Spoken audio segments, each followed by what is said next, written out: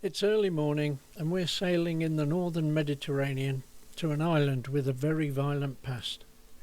There is no harbour, just a huge bay surrounded by fragments of what is left of a crater rim. Hello, my name is Paul and I'm retired. Please join Mrs. Semi-Retired and myself on our expedition to the island of Santorini.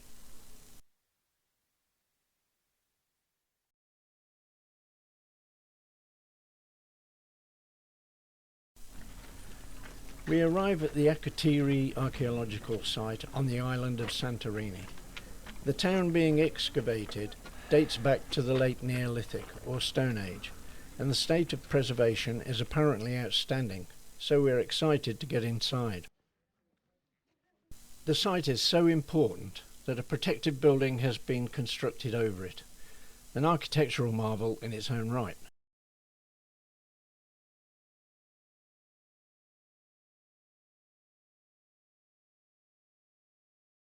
It's clear that the overall state of preservation is amazing. The buildings that we are looking at here are 17th century BCE, the oldest being around 1620 BCE. But in the layers beneath these buildings, the telltale signs of habitation date back to the Neolithic, extending into the Bronze Age, but not making it into the Iron Age. Here we can see several levels of excavation exposing walls and at the rear dressed stone structures with rectilinear openings.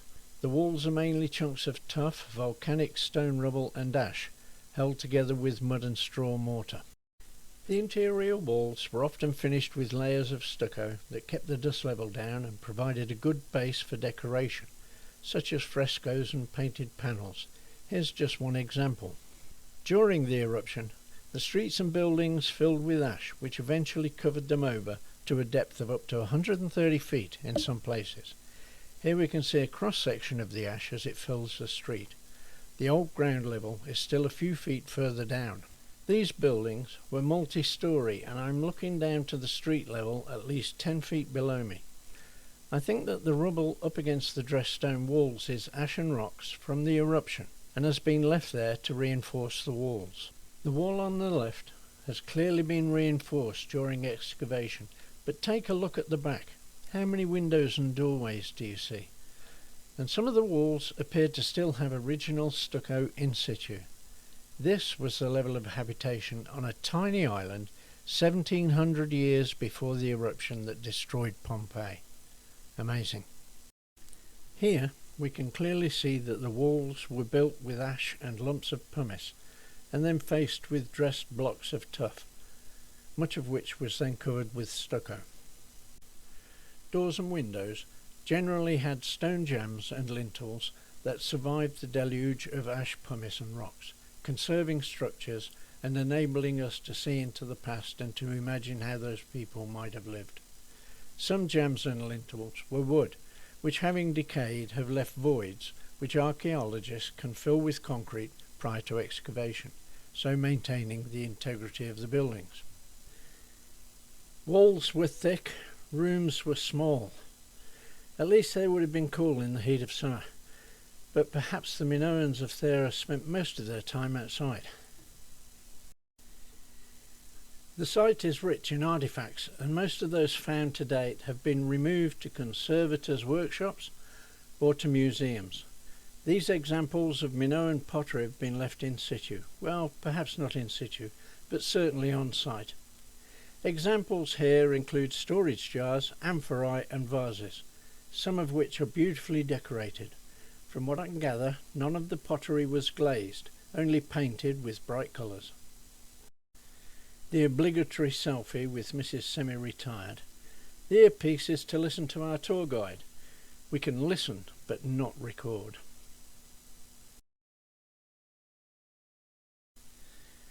Here's a great example of how the engineers and archaeologists have reinforced a doorway and window while leaving the original stone jambs and lintels in situ.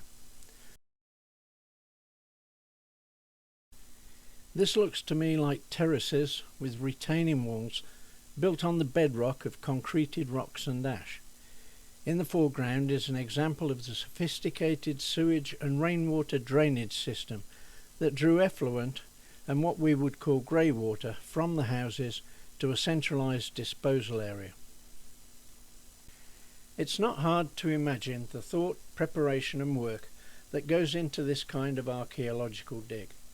Some of the temporary shoring and retainment looks a little Heath Robinson, but it gets the job done until the engineers can make it safe and permanent. Believe it or not, but this is an upstairs toilet in what has been designated the West House. Remember that this is circa 1600 BCE. It probably had a wooden seat, long since decayed, that was placed over the stone-carved basin that is connected to a sophisticated two-storey sewage system. The terracotta pipes ran to the street and connected to a stone-lined drain, as we saw in an earlier photo. This is simply fabulous. A two-storey home excavated to street level. The outside walls almost fully intact. Brilliant. The doorway with side window combination seemed to be a theme with all of the buildings. These homes are largely intact with household artifacts, furniture, staircases, internal water supply and plumbing connected to sewage drains. Think about that. The last view before finishing the tour gives us a sense of how robust these buildings were, yet how compact. It makes me wonder how the neighbours interacted with each other, being in such close proximity 24/7. But leave we must, and it's on to the other end of the island and the picture-perfect town of Oia.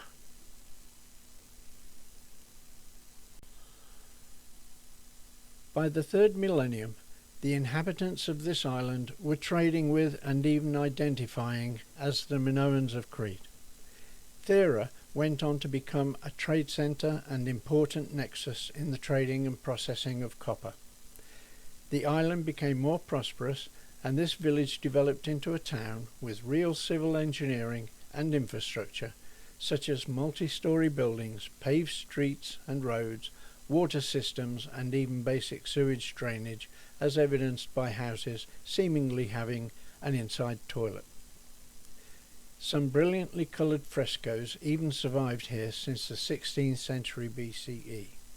They're now housed with other artefacts in the National Archaeological Museum in Athens and the Museum of Prehistoric Fira in Fira, so we don't get to see them today. I encourage you to go to the internet and explore for yourself. I'll put links in the description below.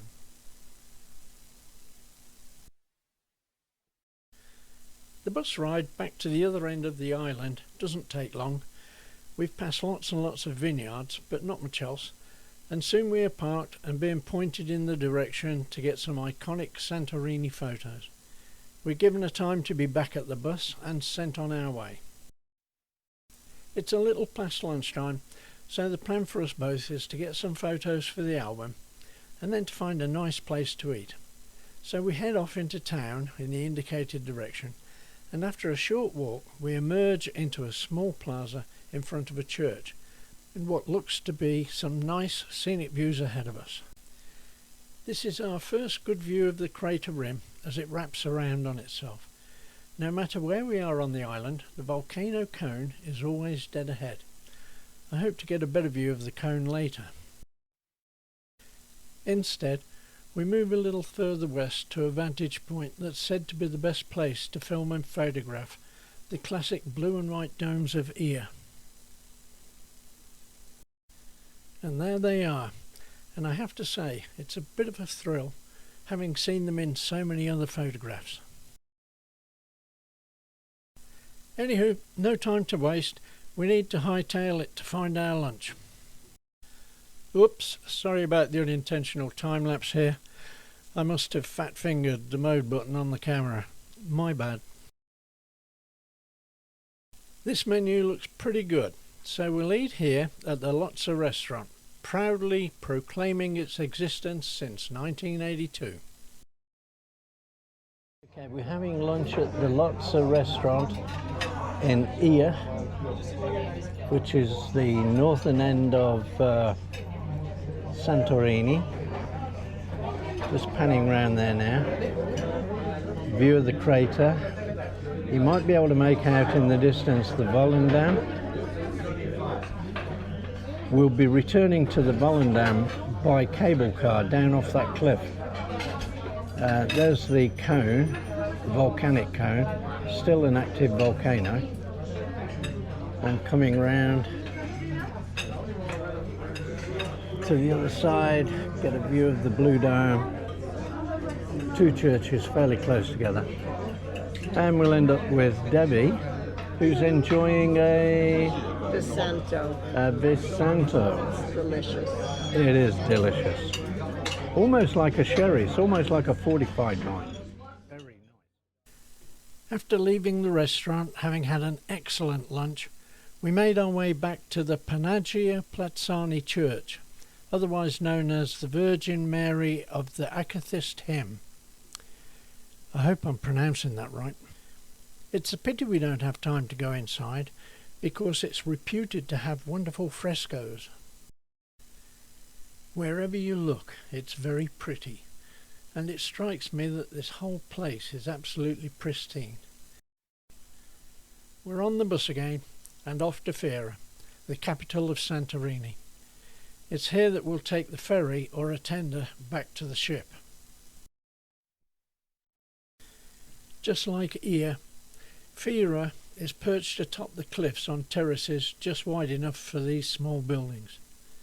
The urban plan for Santorini seems to be to reserve the top of the island for small-scale farming and vineyards, and the cliff edges for habitation. The style of the buildings is very simple and standardised. It's the Cyclades architecture of the Aegean Islands. Simple lines, small windows and cupola roofs. Nearly all of them are painted a brilliant white to keep them cool. Accents are in a contrasting shade of deep blue, specific to the Aegean Islands, and the exterior doors are often a dark wood stain. Well, it's late afternoon and we need to be heading back to the ship. The ferry terminal is directly beneath us at the bottom of the cliff, and there are two options for getting down there. The most memorable would be to walk the switchback staircase, but the most appealing to me is the gondola.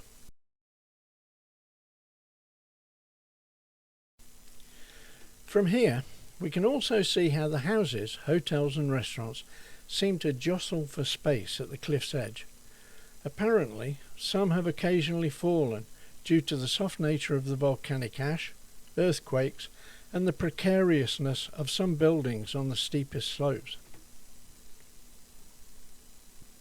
As it happens, the staircase is out of commission due to a small landslide about halfway down that hasn't been fully cleared yet. There it is.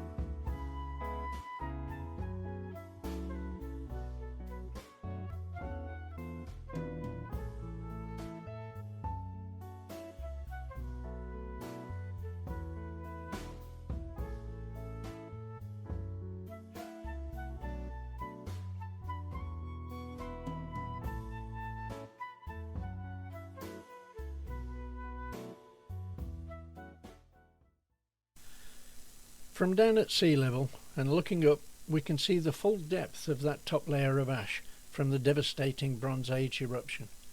We can easily imagine how it would have buried towns and villages, but interestingly, no human remains have ever been found, so it seems that they had enough of a wake-up call to enable them to escape.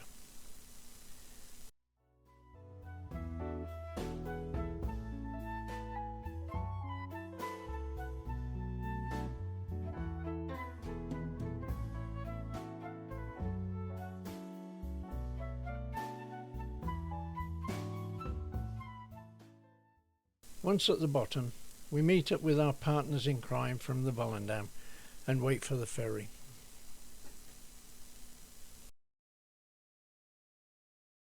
So once more we say goodbye and sail away to our next Mediterranean port of call.